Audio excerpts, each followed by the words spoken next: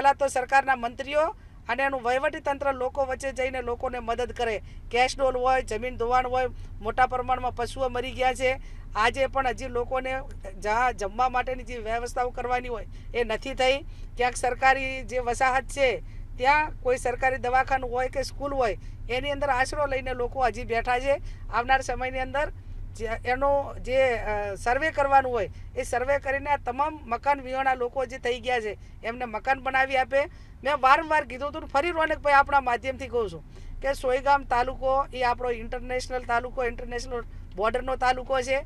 આખા જિલ્લાનું કે રાજસ્થાનનું પાણી અહીંથી જ પસાર થાય છે અને અહીં એક મોટું કોઈ જળાશય બને કેમ કે સરકારી જમીન પણ છે એટલે એમણે માત્ર બોરી બંધ અને એમના મળતિયાઓને ક્યાં પૈસા મળે એવી યોજનાઓ ચલાવવી અને જ્યારે પાણી પગ નીચે આવે ત્યારે અઠવાડિયું કે દેખાવો કરવા અને મીડિયામાં રહેવું। એના સિવાય આ 30 વર્ષમાં ક્યાંય ગુજરાતની અંદર મોટા જળાશય બનાવ્યા હોય તો મને એક એવો દાખલો આપો કે દાંતીવાડા ડેમ બન્યો હોય કે નર્મદા ડેમ કે કડાણા ડેમ કે અહીંયા ઉત્તર ગુજરાતના જેટલા ડેમો છે એ પૈકીનો એક ડેમ બનાવ્યો હોત ને અને પાણીનું સ્ટોરેજ કર્યું હોત અને આ પૂર અને આવી કુદરતી આફતોમાંથી બચાવવાનું લોકોને કામ કર્યું હોત ને તો અમે દાખલા તરીકે એમને અભિનંદન આપોત।